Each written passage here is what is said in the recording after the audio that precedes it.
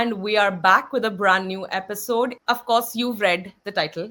You know what's happening. We're talking about all our faves in K beauty, K skincare, the most, I think, popular products out there right now that everybody is talking about come from that region. 100%. I think K beauty and like Korean skincare has definitely revolutionized like the skincare vibe. I think for so long skincare felt like something that older women did just to like get rid of wrinkles, and for everyone else it was like toner, cleanser, moisturizer, SPF. Then we got introduced to the 11 step routine, the 12 step routine, like so. Yeah, I think they have really been the 21st century leaders of this market. For me, I think personally, the steps have more or less remained the same that you've just mentioned. Like, I tried the 11 step thing, but it's just not Mm. feasible for me in a day to day thing. But the variation of products and like the type of products that are available is phenomenal. And now, with like the internet and global shipping, we have so much more. And I think the boom of K skincare definitely happened during COVID, where like wellness was really the trend instead of anything else. We're going to sort of list our faves. We're going to end up with Mm. a list of 10 at the end. I'm curious if we have any overlaps. Like, Oh. we have not shared our lists with each other. I wonder. I want to see if that happens. Though, to be honest, both of us have very, very different types of skin types and concerns that we look for, but you Mm-hmm. never know. I'm Yeah. curious. Before we get into all of our like listing rankings and everything, what's been going on with you the last 2 weeks? What are you up to? What's new in your life? I am done with my masters. I feel like every time there's an update of what's going on, this is what's going on. I'm an official MBA and it's just sinking in. I also turned 31 this week, so I had my birthday. Yay. And what else? I'm moving. I'm literally packing right now. I like took a break from packing to come record this, and I'll be moving tomorrow. So I have my first big girl, my own place, which is very exciting. Yeah, so big changes, big moves happening. And I have my like year end gala happening at the end of next week, which is also super fun. And yeah, it's like the theme is eternal bloom, so I have to dress up like a flower, but I already am, so I'll wear whatever I want. While you're doing all of this adult work, I have been the champion of the struggle bus. I have been fatigued. I have been dehydrated. I'm really not sure, but I think training finally took a toll on me.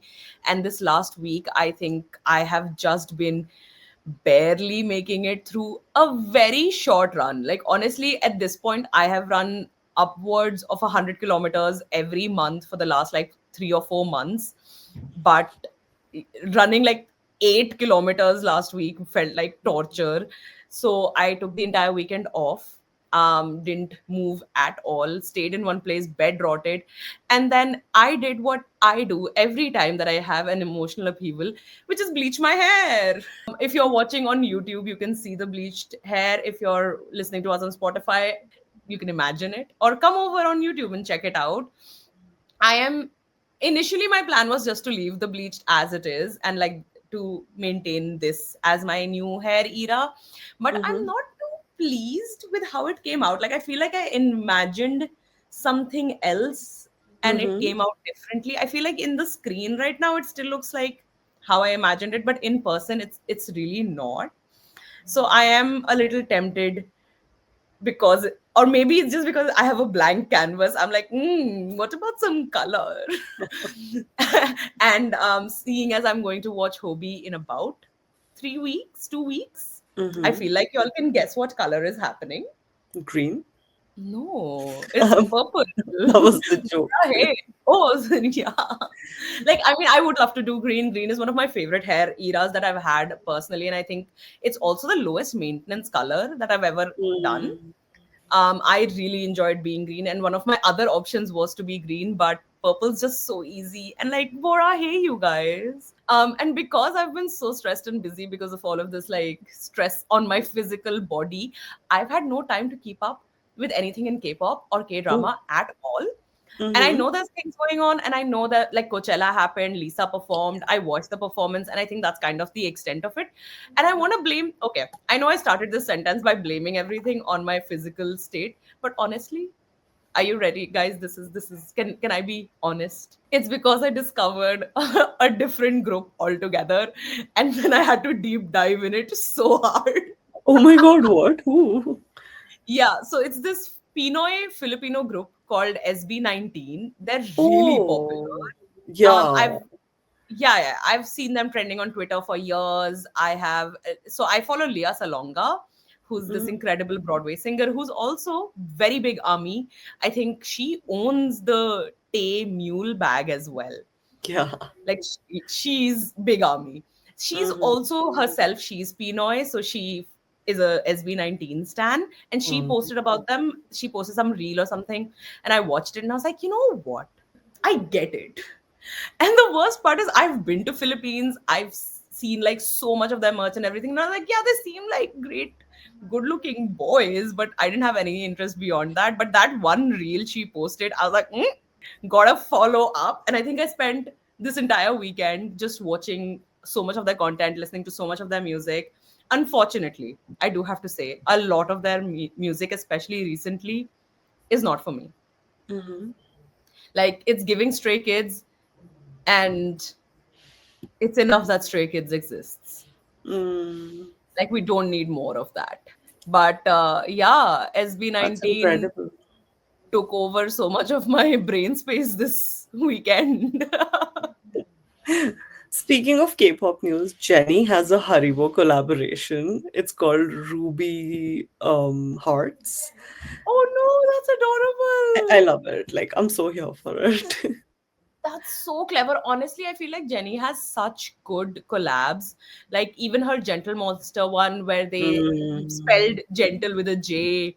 And now Mm. with Haribo, I think these are smart ways. Like I know everybody wants to collab with like luxury houses and do like their own capsule collection. Like Kai had a Gucci capsule collection, which was beautiful with the teddy bears and everything. Yeah, no, do smarter and funner ones. Yeah, like what goes with your brand. I think that's important. Hmm. What else is going on? Jin is having a comeback and a tour. Like for the longest time I was SM's favorite child because on my birthday, like literally on my birthday, there would be either album announcements or album releases Mm-hmm. for many years, including a Baekhyun one. But yeah, this time Jin's releasing around my birthday, so like I guess he knows about the standee I have in my room of him. Also, there are Taemin dating rumors. Did you know about this? Taemin? Yeah. With whom? With Nose, the dancer, like the Kai dancer who got famous on Wait, let me look her up. How is it spelled? Nosey? Noze. Noze. Nose. Yeah. Okay. Oh, she's stunning. Yeah, she was in the I think video behind Okay, Kai, and then she okay. got like super viral because of that. Yeah, she's back. She's done backup dancing for Taemin and Key as well, and yeah, she Yeah. was in the music video. Wow. Mm. Okay, she is stunning. I don't want to perpetuate stereotypes, but there is not an ounce of me that would have ever thought that Taemin dating rumors would be with a woman, with an AFAB. Like I never saw that coming. But my God, their babies would be beautiful. Oh my god. Speaking of beautiful, I love that. That was so smooth. Go on. speaking of beautiful, we also have to put in a lot of effort into looking beautiful. Or do we? Maybe I mean, not. Well, yeah, anyway. I feel like there's different levels of beauty and like what you're willing to do and what you want to do. At the end of the day, it's your body and like your choice. Mm. And I mean, there's a certain amount of I mean, I genuinely do believe that there's a certain amount of inherent beauty that comes from within. Like if you are a joyous, happy person, and if Mhm. you like you there is light in your life, then there is light on your face. I truly Yeah. believe that. let's start with skincare. Like, let's do skincare first and then beauty later. So I don't have that much, Yeah. but anyway. So what, when you, I mean, you've been into skincare way longer than I have for sure. I was very much a moisturizer and clean my face girly. And honestly, like, while I was in India, that is what really worked for me. But after moving to Canada, my skin has really been struggling. So I did have to put in the work to make things better. But yeah, what have been your skin concerns, and at the moment, what is it that you're working towards in your skincare? Okay, so all through growing up, I had extremely oily skin, very, very oily skin, and I'm also very sweaty. So that made an perfect combination for me to have acne, which I had up till I was an adult, very like late in my life. Mm-hmm. I had to get on medication to like get that fixed twice over in my life. Like I think I had spans of like about 4 5 years where I had to be on medication for it. Now, fortunately, a Mm-hmm. lot of it is fixed. But I have noticed maybe in the last couple of years, the amount of like oiliness that my skin organically produced has reduced. Now, I don't know if this is because of my skincare thing or just generally, life, aging, and all of that. But I've definitely noticed a change, which has then meant that my routine has also changed. Like a lot of Mm-hmm. my toners and everything that were very specifically towards problems, oily skin, they became too drying for me over time. So all of this is a process. Like I feel like skin, like with anything else, like with your diet, nutrition, all of these things like impacted so much. With you moving to a different country made a lot of difference. I feel like these things do impact your life and skin. So nothing that works for you today needs to work for you in a month from now. Like things Mm-hmm. can keep. What type of skin type do you So I have like normal skin with an oily T zone, and for most of my life I was more or less acne free, except of course like teenage years. But since I moved to Canada, I've been experiencing like a lot of breakouts, specifically in the winter, which to me, like, I always thought like breakouts were because your skin was too oily and it's because of like moisture. But here is the opposite. Like, it's just so dry that my skin is, have? I don't know why, it's just breaking out. So yeah, that was definitely a learning curve for me. And I think this is one of the interesting things with K beauty, where at least for me, like, my knowledge of like good skincare was always like keep your face dry and keep like moisturized, but like like minimizing the presence of oil on the face was always the purpose. And K beauty had this complete opposite like way towards it, where it was all about like hydrating and moisturizing with the face mask and the face packs. So yeah, that I think those things really helped me curate something that worked for me. That makes sense because a lot of like their approach to skincare is to create like fix your skin barrier and like create a Yeah. biome on your face that works for you, because there are like with everything else, there's good bacteria, bad bacteria, and everything needs to be in a balance. One of the big things, sorry, I forgot to mention this, one of the big struggles for me right now is because of how athletic I am and how much time I spend outdoors.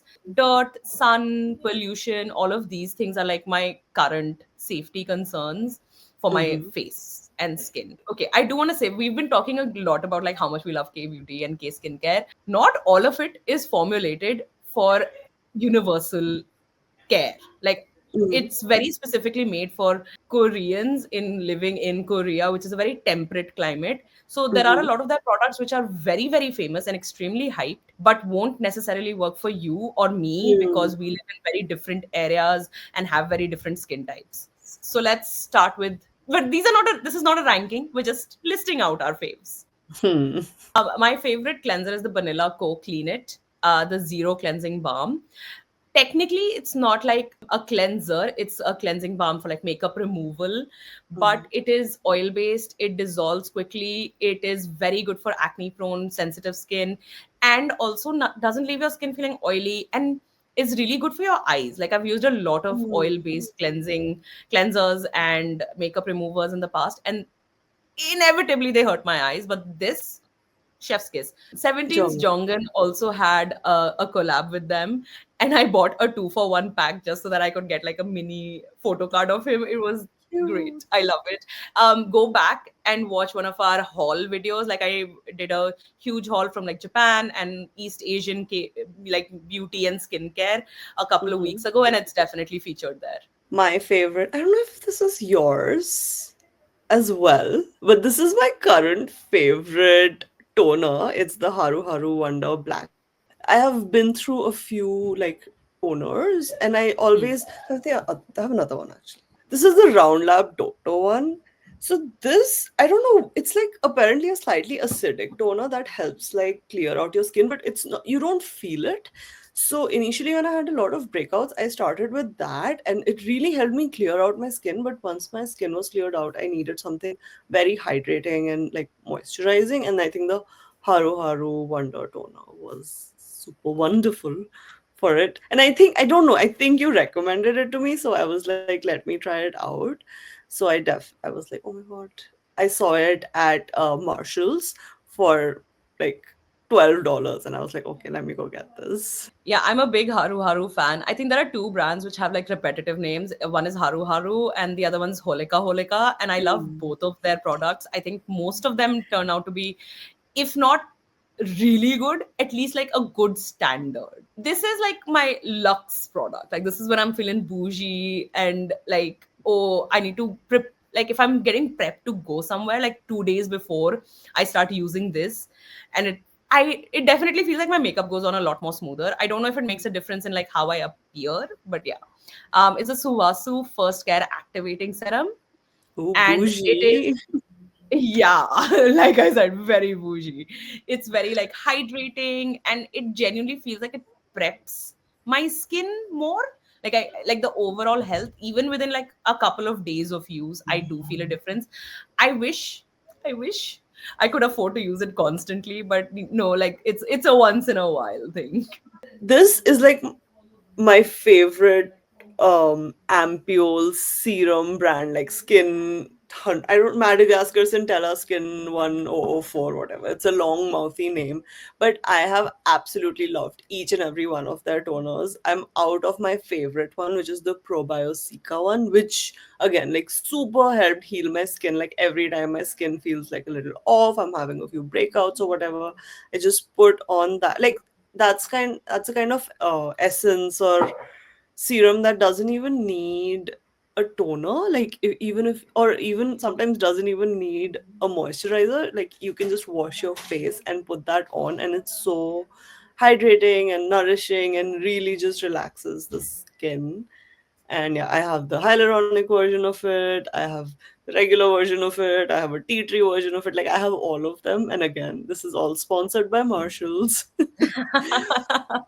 Marshalls, if you're listening, we're ready to be sponsored by all means. Like, we'll put an affiliate code link in the description box. Don't worry, we'll do it for you.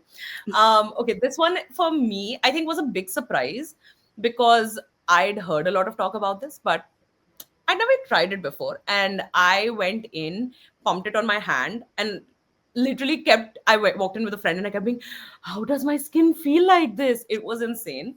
It's the Innisfree Green Tea Seed Serum, and I don't know what it is. Maybe there's some silica in it. I have looked at the ingredients. There isn't, but in my mind, it feels like it is because it feels like it creates like a really nice layer on my skin, which Mm. helps protect it from like pollution and dirt, like environmental damage. And that's really important to me because, like I said, I just spent so much time outdoors and covered in dirt, honestly. Very good at controlling oil production as well, which for me honestly is not that big an issue anymore as it used to be. But even on off days or like when I'm around my period, like my oiliness definitely does ramp up. So on those Mhm. days I can feel it like sucking it back into my pores.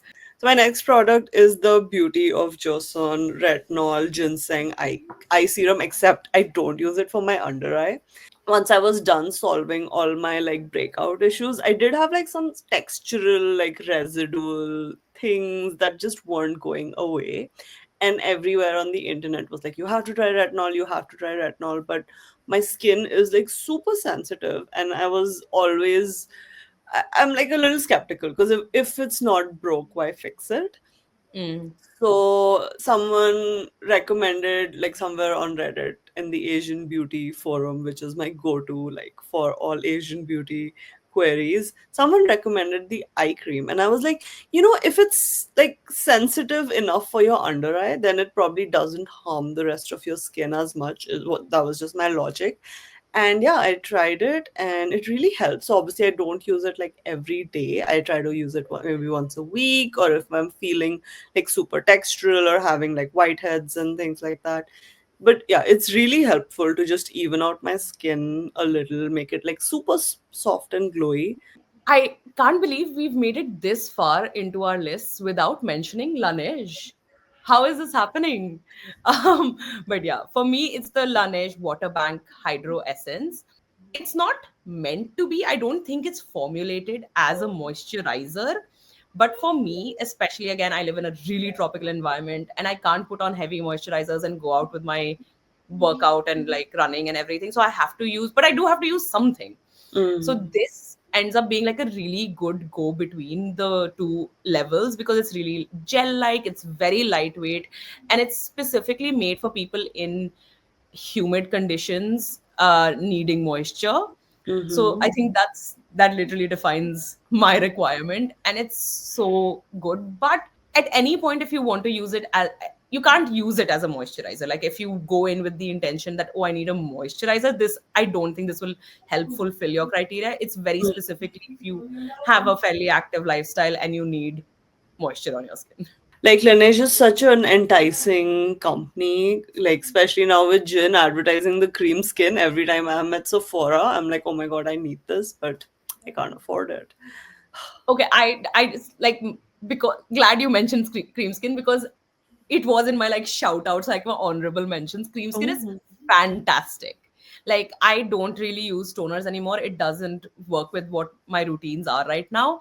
Similar to the Suasu, like if I need to do something, if there's an event coming up, if I know I'm going to be photographed a lot, if I just add Suasu and the cream skin like 2-3 days beforehand and keep using it, oh, the glow. Next is I'm now moving on from K skincare to K beauty, and this is my favorite lip tint of all time. This is the Colorgram Satisfied Fig. And Fig is an interesting shade because I think outside of K beauty, I did not see it as much growing up. Like it was always like cherry and apple and rose and wood, but never fig. But Fig works so well, and it's actually the color I'm wearing right now. Mine is the Misha the Style 4D mascara. One of my favorite mascaras of all time is Lancome Doll Eyes, like doll Mhm. lashes. It is fantastic, and this is a close approximation of the formula. It genuinely is. I think, I'm not sure. I think it's made for people with sensitive skin, because a lot of times when I'm removing mascara, I can definitely like put in the work. This one honestly just fades off like really quickly, but doesn't do it through the day. My next lip product is, I guess everyone has one of these. It's the Roman Juicy Lasting Tint in Jujube. Yeah, Nice.